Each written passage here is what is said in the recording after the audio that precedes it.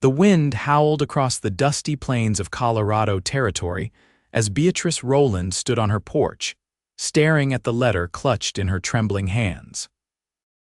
At 32 years old, she had just received news that her last living relative, her uncle, had passed away, leaving her alone in a world that seemed determined to remind her that her time for love and marriage had long since passed. It was 1873, and in the small frontier town of Pinecrest, unmarried women her age were considered spinsters, destined to live out their days alone or dependent on the charity of others. "Miss Rowland," Mrs. Peterson called from the dusty road, her voice carrying the usual tone of pity that made Beatrice's spine stiffen. "I hear the Wilson family is looking for a governess for their children. Perhaps you might inquire." Beatrice forced a smile. "Thank you for thinking of me, Mrs. Peterson. I'll consider it." She tucked the letter into her pocket and retreated inside her small home, the one place where the whispers couldn't reach her. Inside, she leaned against the door and closed her eyes. Her home was modest but neat, with handmade quilts adorning the furniture and dried wildflowers arranged in jars on the windowsills. It had been her sanctuary since her parents died 10 years ago, leaving her to manage their small homestead alone. The following morning brought the weekly supply wagon to Pinecrest. Beatrice tied her bonnet under her chin and gathered her basket, mentally calculating how much flour and sugar she could afford with her dwindling funds. The ranch wasn't producing enough to sustain her much longer, and the offers to buy her land were becoming more frequent and more tempting. The town square bustled with activity as townspeople gathered to receive mail and supplies. Children darted between adults, playing games of tag while their mothers gossiped. Beatrice kept her head high as she made her way through the crowd, ignoring the side glances and hushed conversations that followed her. "Did you hear? Another marriage proposal for Amelia Collins, and she's only 19. That's how it should be. A woman needs to secure her future while she's young and marriageable." Beatrice pretended not to hear as she approached the general store. The bell jingled as she entered, and she nodded politely to Mr. Jenkins behind the counter. "Morning, Miss Rowland. Your usual order?" "Yes, please, Mr. Jenkins, and perhaps some coffee if the price hasn't gone up again." As Mr. Jenkins gathered her supplies, the door opened again, bringing with it a gust of wind and dust, and a tall figure that seemed to fill the entire doorway. Beatrice glanced over her shoulder and froze. The man who entered was a stranger, his broad shoulders tapering to a narrow waist, his face partially hidden beneath the brim of a well-worn hat. When he removed it, she saw eyes as blue as the Colorado sky and a face weathered by sun and wind. "Afternoon," he said, his voice deep and pleasant. "Name's Thomas Lawson. Just rode into town, looking for some supplies before heading out to the old Murphy place." Mr. Jenkins' eyebrows shot up. "The Murphy place that's been abandoned for years." "Not anymore." Thomas Lawson smiled, revealing straight white teeth against his tanned skin. "Bought it last month, planning to raise horses." "Horses?" Beatrice couldn't help her curiosity. "The Murphy land doesn't have enough grazing for a proper horse ranch." Thomas turned to her, his eyes assessing. "You know the Murphy property? I know all the land around here," she replied. "My ranch borders it to the east. The soil's too rocky on that side for good grazing, but the north section, if you clear it of sagebrush, might serve." A slow smile spread across Thomas's face. "Seems I've found a local expert, and you are Beatrice Rowland, Miss Rowland." He nodded respectfully. "I'd be mighty grateful for any advice you might offer about the land hereabouts." Before Beatrice could respond, the door opened again, and Mrs. Wilson entered with her 3 daughters in tow. The oldest, Harriet, immediately locked eyes on Thomas. "Oh. A new face in town." Mrs. Wilson bustled forward, practically pushing Beatrice aside. "I'm Mrs. Wilson, and these are my daughters, Harriet, Susan, and little Emily. We must welcome you properly to Pinecrest." Thomas Lawson looked uncomfortable with the sudden attention, but maintained his polite demeanor. "Thank you, madam. Just getting settled." Mrs. Wilson linked her arm through Harriet's and pushed her forward slightly. Harriet just turned 18 last month. She's quite accomplished on the pianoforte and makes the most delicious apple pie in the county. Beatrice gathered her purchases, a familiar ache settling in her chest. This was how the world worked young. Eligible women were paraded before new men while women like her faded into the background, useful only for their skills as midwives, nurses, or governesses. As she turned to leave, Thomas Lawson called after her. "Miss Rowland, might I call on you sometime to discuss the land? As neighbors, it would be beneficial to understand the area better." The store fell silent. Mrs. Wilson's mouth dropped open, and Harriet's face flushed red with embarrassment. Beatrice herself was too stunned to respond immediately. Yes, of course," she finally managed. "Any time would be suitable." Thomas smiled again, tipping his hat to her. "Much obliged. I'll be by tomorrow afternoon, if that's agreeable." Beatrice nodded and hurried out, feeling the burning stares of everyone in the store on her back. Outside, she gulped the fresh air, her heart racing. It had been years since a man had shown any interest in speaking with her, even if it was just about land and ranching. The next day, Beatrice found herself nervously straightening her home, changing her dress twice, and finally scolding herself for acting like a schoolgirl. "He wants information about ranching, nothing more," she muttered as she pinned her hair more securely. Thomas arrived precisely when he said he would, riding up on a magnificent chestnut stallion. He dismounted with the easy grace of a man who'd spent his life on horseback and removed his hat as he approached her porch. "Miss Rowland, thank you for agreeing to see me, Mr. Lawson. Please come in." Beatrice led him into her small parlor where she'd set out coffee and some freshly baked biscuits. Over the next hour, they discussed the land, water sources, and the challenges of ranching in the Colorado Territory. Beatrice found herself relaxing in his company. Thomas Lawson was knowledgeable and respectful, listening to her opinions and asking thoughtful questions. "You seem to know a great deal about ranching, Miss Rowland," he commented as she explained the best rotation for grazing to prevent soil depletion. "My father taught me everything he knew. After he passed, I've managed on my own." "That's impressive. Not many women would take on such a challenge." Beatrice's cheeks warmed at the compliment. "Necessity is a powerful motivator, Mr. Lawson. Please call me Thomas." His eyes crinkled at the corners when he smiled. "And may I call you Beatrice?"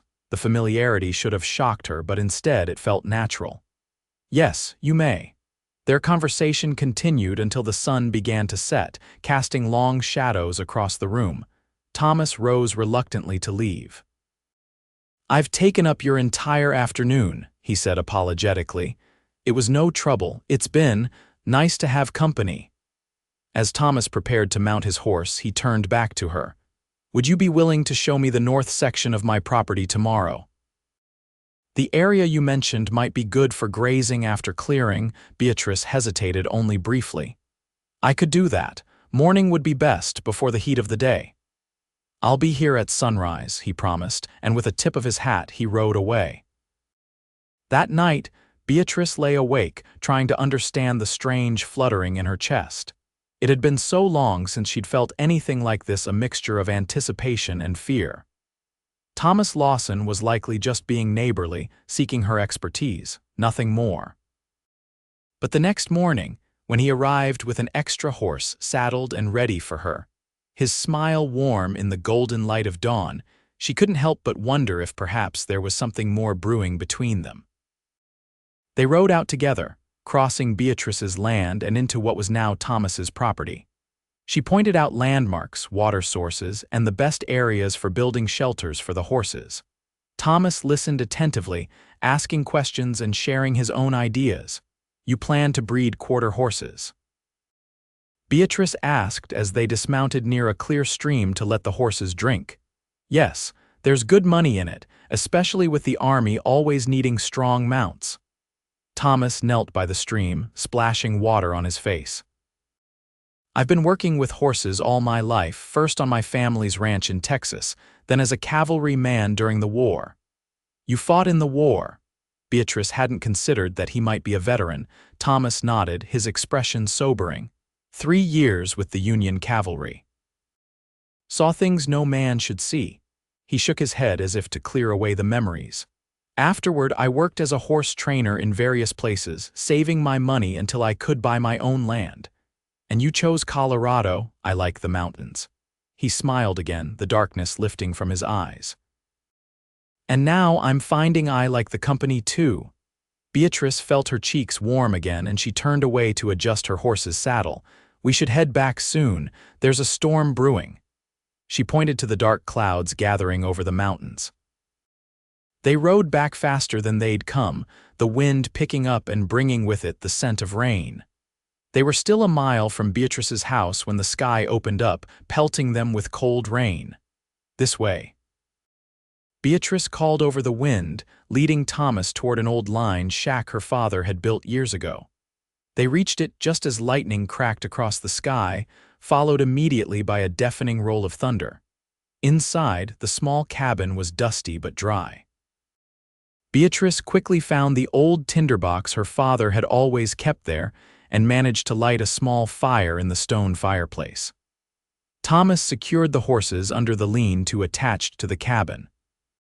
"Looks like we might be here a while," he said as he came back inside, water dripping from his coat and hat. "That's a powerful storm moving in."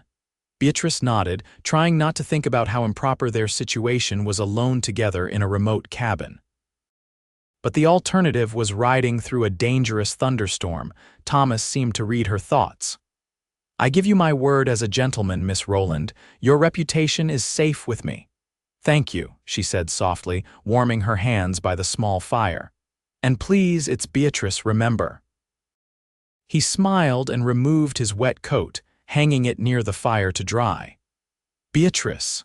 They sat together by the fire, listening to the rain pound on the roof and the thunder rumble overhead. Thomas shared stories of his time training horses, and Beatrice found herself telling him about her childhood on the ranch, her dreams of traveling to San Francisco someday, and the challenges she'd faced since her parents' deaths. "It must have been difficult, managing everything alone," Thomas said. "Is," she admitted. "The townspeople have been kind in their way, but, Beatrice sighed. "At my age, they see me as something of a lost cause, too old to marry, too independent for my own good." Thomas's expression darkened. "That's nonsense. You're a remarkable woman, Beatrice, strong, intelligent, beautiful." She looked up, startled by the compliment. "Beautiful, Mr. Lawson, there's no need to." "Thomas," he corrected gently, "and I'm not one for empty flattery. When I say something, I mean it." Their eyes met across the small space, and Beatrice felt something shift between them, a current as powerful as the lightning outside. The storm passed eventually, and they rode back to Beatrice's house in comfortable silence. As they approached her porch, Thomas cleared his throat. "I'd like to call on you again, if I may, not to discuss ranching or horses, but, well, just to see you." Beatrice hesitated, a lifetime of caution warring with the sudden hope blooming in her heart. "People will talk." "Let them," Thomas said firmly. "I've never much cared what others think." And so began a courtship that set the town of Pinecrest buzzing with gossip. Thomas called on Beatrice regularly, bringing her small gifts, a book of poetry, wildflowers he'd picked along the way, a hand-carved wooden hairpin.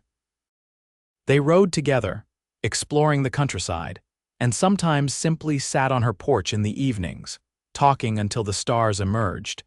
Mrs. Peterson was the first to voice what many were thinking when she cornered Beatrice after church one Sunday. "It's not right, you know," she said in a hushed voice. "Leading that poor man on when you know it can't come to anything proper." "I don't know what you mean," Beatrice replied stiffly. "At your age, dear, you must know marriage is out of the question. And Mr. Lawson is what, 5 years your junior? It's simply not done." The words stung, even though Beatrice had thought them herself many times.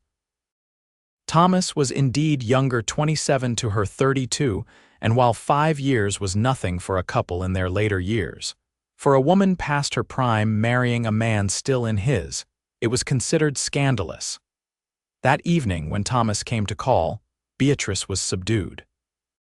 They sat on the porch swing, watching the sunset paint the mountains gold and crimson, but her usual enjoyment was dimmed by Mrs. Peterson's words.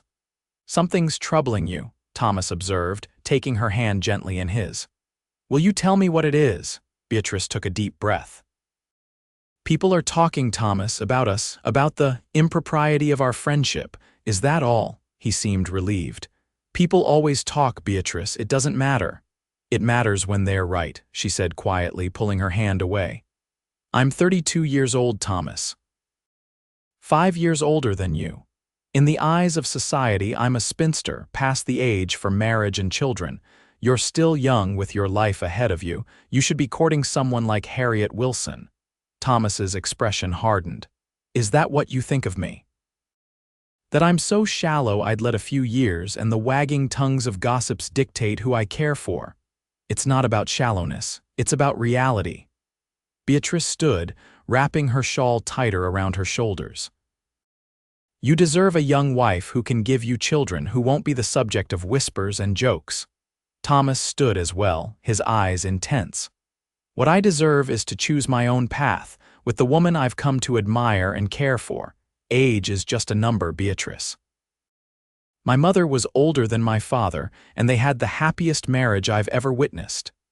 "This isn't just about age," Beatrice protested, though her resolve was weakening under his steady gaze. "I've been on my own so long, I don't know if I remember how to share my life with someone." "Then we'll learn together." Thomas took her hands again, and this time she didn't pull away. "I'm not asking for anything right now except the chance to continue seeing you, to explore whatever is growing between us.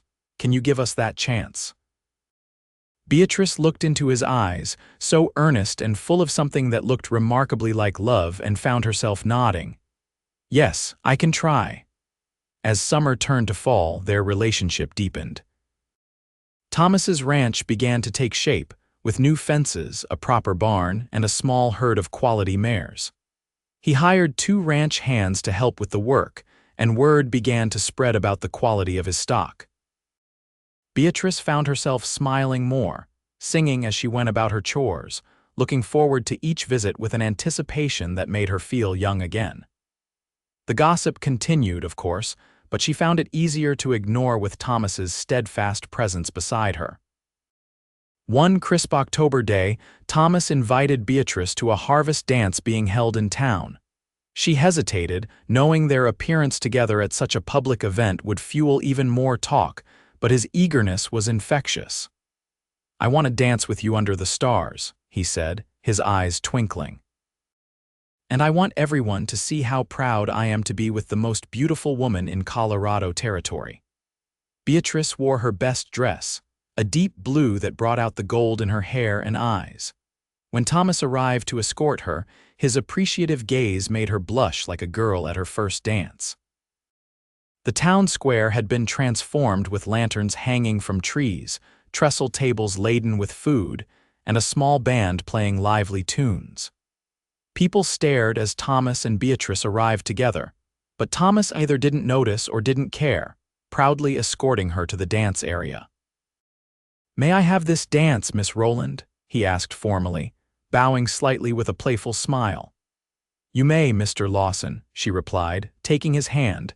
They whirled around the makeshift dance floor, Beatrice's skirt swishing as Thomas guided her confidently through the steps. For a few magical moments, the stares and whispers faded away, and there was only the music, the cool night air, and Thomas's warm hand at her waist. The spell broke when they paused for refreshments. Beatrice overheard Mrs. Wilson speaking loudly to a group of women. It's shameful, really. A woman her age setting her cap for a young man like Mr. Lawson. She must be desperate indeed. Thomas's jaw tightened, and before Beatrice could stop him, he strode over to the group. "Mrs. Wilson," he said, his voice carrying clearly in the sudden hush that fell over the gathering. "I couldn't help but overhear your comments about Miss Rowland." Mrs. Wilson had the grace to look embarrassed, though she quickly recovered. "Mr. Lawson, we're simply concerned for your welfare." A man in your position should be looking toward the future, considering a suitable match with a young woman who can provide a family. A suitable match, Thomas repeated, his voice dangerously calm. And who might decide what's suitable for me? You, the good people of Pinecrest. Well, it's only common sense. Common sense would tell you that a man wants a partner with wisdom, strength, and character, all qualities Miss Rowland possesses in abundance. Thomas looked around at the gathered crowd, his expression resolute. I came to Colorado to build a life on my own terms, not to follow arbitrary rules about who I can and cannot court. Beatrice stood frozen, torn between mortification at being the center of such a scene and a growing warmth at Thomas's public defense of her. Thomas, she said quietly, placing a hand on his arm, perhaps we should go. He covered her hand with his own, his eyes softening as he looked at her. Not yet. There's something I need to do first. To Beatrice's shock, Thomas lowered himself to one knee before her, right there in front of the entire town. A collective gasp rose from the crowd. Beatrice Rowland, he said, his voice steady and sure. I came to Colorado looking for land to build my dream, but I found something far more precious. I found you strong, beautiful, and brave. I love you with all my heart, and I would be honored if you would consent to be my wife. Time seemed to stop as Beatrice stared down at him, her heart pounding so loudly she was sure everyone must hear it. In the silence, someone, it sounded like old Mrs. Jenkins, muttered, "She's too old to wed, poor man's lost his mind." Thomas heard it too. He stood, turning to face the crowd once more, his expression resolute. Age is just a number, he said loudly. Beatrice is the only bride I've ever wanted and the only one I ever will want. He turned back to her, taking both her hands in his. What do you say, Beatrice? Will you marry me? Tears filled Beatrice's eyes as she looked at this remarkable man who had brought such unexpected joy into her life. Yes, she whispered, then louder. Yes, Thomas, I will marry you. The crowd's reaction was mixed. Some applauded, others whispered behind their hands, but Thomas paid them no mind. He pulled Beatrice into his arms and kissed her, right there under the harvest moon, sealing their promise to each other regardless of what anyone else might think. They were married 2 weeks later in a simple ceremony at Beatrice's ranch. Despite the gossip, many townspeople attended, perhaps out of curiosity, perhaps out of genuine goodwill. The minister spoke of love that defies convention, of partnerships built on respect and shared dreams. Thomas built an addition onto Beatrice's house, connecting their lands into one larger ranch. Together, they expanded both their cattle operation and his horse breeding program. Thomas's military connections proved valuable, and within a year, they had secured a contract to supply horses to the cavalry at Fort Collins. Their first child, a daughter they named Elizabeth, was born the following spring, proving wrong those who had whispered that Beatrice was too old for motherhood. A son, James, followed 2 years later. Their family was complete, their home filled with laughter and love. 5 years after their wedding, the town of Pinecrest held its annual Founders' Day celebration. Beatrice and Thomas attended with their children, now respected members of the community. Their success as ranchers had silenced many critics, and their obvious happiness had converted others.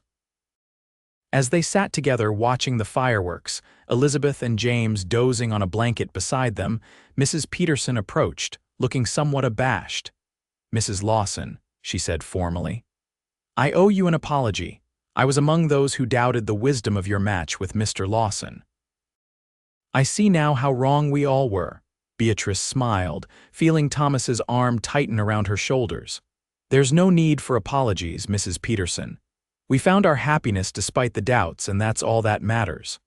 After Mrs. Peterson left, Thomas pressed a kiss to Beatrice's temple. Happy, Mrs. Lawson? Completely, Mr. Lawson. She leaned into his embrace, watching the colorful explosions light up the night sky. Who would have thought a spinster and a stubborn horse breeder could find such joy together? I knew, Thomas said simply.